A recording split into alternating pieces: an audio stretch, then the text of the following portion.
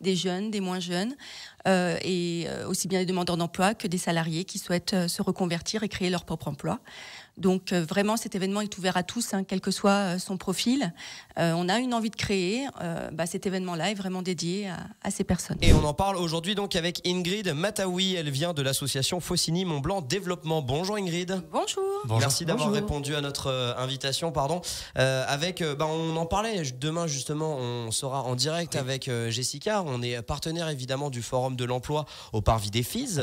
Ouais, ça c'est pour évidemment se faire recruter dans une entreprise. Et si vous créez votre entreprise, et bien justement, ça tombe bien, dans la même semaine, il y a un autre super événement, c'est à l'Agora de Bonneville. Est-ce que vous pouvez nous présenter donc cette 10e édition des rencontres de la création d'entreprise? Oui, bonjour à tous. Alors cette 10e édition des rencontres de la création reprise d'entreprise est un forum que nous organisons donc déjà depuis une dizaine d'années à destination de toute personne qui a un projet de création d'entreprise. Donc, ou même les jeunes entreprises, que j'ai une idée, une envie, ou de créer ou de reprendre une entreprise, je peux venir à cet événement-là pour rencontrer les partenaires de la création d'entreprise. D'accord, donc là il y aura plus d'une trentaine de partenaires qui seront présents sur place. Effectivement, donc une trentaine de partenaires répartis par pôle, par grande étape clé de la création d'entreprise, donc de l'idée au projet, le montage de projet ou la recherche de financement, où je suis en train de me lancer et je souhaite développer mon activité. Je peux venir rencontrer ces experts-là par pôle d'activité. D'accord, donc c'est chaque année que vous organisez cela du côté de l'Agora de Bonneville. En général, vous voyez quand même quel type de personnes? C'est très varié, ou parce que je regardais actuellement sur les statistiques françaises, en moyenne, les gens ont à peu près 35 ans lorsqu'ils créent leur entreprise. Alors on a tout type de public, aussi bien des hommes, des femmes, des jeunes, des moins jeunes, et aussi bien des demandeurs d'emploi que des salariés qui souhaitent se reconvertir et créer leur propre emploi. Donc vraiment, cet événement est ouvert à tous, quel que soit son profil. On a une envie de créer. Cet événement-là est vraiment dédié à ces personnes. Parce que c'est vrai que des fois, on a l'idée, on a envie de se lancer. Parfois, on manque un peu de courage. Il y aura aussi justement des gens pour inspirer, entre guillemets, avec pas forcément des success stories, mais des gens juste pour dire c'est dans vos capacités. Il faut juste être bien organisé, travailler et ça va le faire. Exactement. Ça permet aussi aux gens de de réseauter, comme on peut dire, de permettre de rencontrer d'autres jeunes entreprises, d'autres futures jeunes entreprises, et de créer son réseau pour déployer son activité sur le territoire et de pouvoir rencontrer des partenaires experts. Et non, Ingrid, c'est toute la journée. Juste en termes d'horaire, tout au long de la journée. Alors, donc il y a deux grandes étapes. En fait, le forum est ouvert de 9h à 13h. Et il y a des ateliers qui sont de 10h à 16h. D'accord, ok. C'est quoi comme genre d'atelier à peu près auquel on peut s'attendre? Alors, sur les ateliers, vous y retrouverez les grandes étapes clés de la création d'entreprise. Il y aura des ateliers comment devenir dirigeant, puisqu'il est important de connaître quelles sont les grandes étapes aussi pour créer son entreprise et le choix du statut, par exemple. Oui, ça c'est très important. Voilà, les recherches de financement, bien évidemment. Et puis, il va y avoir aussi un atelier dédié à un jeu un peu expérimental sur comment comprendre une analyse financière d'une entreprise. Et puis, il y aura un atelier aussi sur la reprise d'entreprise, qui est une activité à part entière sur la reprise. Alors justement, la reprise d'entreprise, on sait que parfois on perd son emploi, que l'on le veuille ou justement qu'on ne le veuille pas. En général, perdre son emploi, c'est pas vraiment de son propre fait.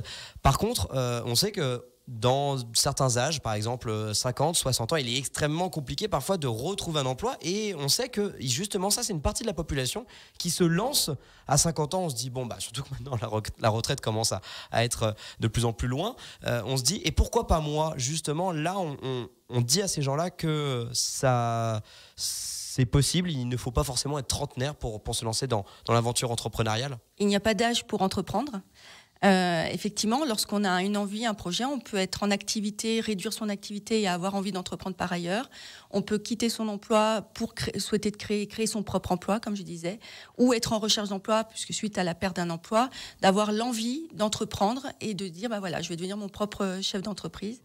Donc effectivement, il n'y a pas d'âge, il n'y a pas de statut particulier. C'est vraiment ouvert à tous et tout le monde est concerné par l'entrepreneuriat à un moment donné dans sa vie. 995 900 entreprises se sont créées en France en 2021. On connaît toute l'attractivité de notre région et notamment de la Haute-Savoie. Du coup, là, on a vraiment un salon, un forum qui est dédié à vous. On vous le répète, donc c'est à l'Agora de Bonneville pour cette 10e rencontre de la création d'entreprises à l'Agora.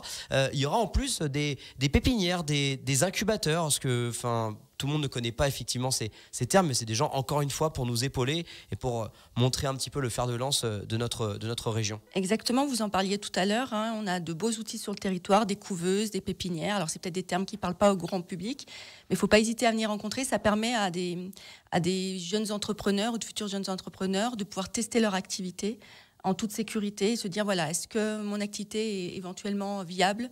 Et voilà, donc de la tester via ces outils-là, c'est vraiment de belles opportunités. Donc j'invite toute personne qu'elle souhaite de pouvoir créer ou de tester son activité à venir rencontrer ces acteurs-là le jour de l'événement. C'est bien, ça peut juste bien aller du simple conseil, à voir un petit peu si les yeux de vos interlocuteurs s'écarquillent quand vous présentez, vous dire un petit peu, pas forcément ce qu'il faut faire, mais si vous travaillez dans le bon sens, c'est ça le plus important. On a besoin d'être rassuré parce que des fois, c'est le projet d'une vie, d'une carrière. Parfois, il y a pas mal de billes qui sont en jeu, donc on n'a pas envie de faire des bêtises et des erreurs qui peuvent être évitées. Justement, il y a plein de professionnels qui seront là sur place, des partenaires. Et on parlait de financement. Le financement du projet, c'est quand même l'étape très certainement la plus cruciale, bien évidemment, mais la plus dure aussi. Exactement.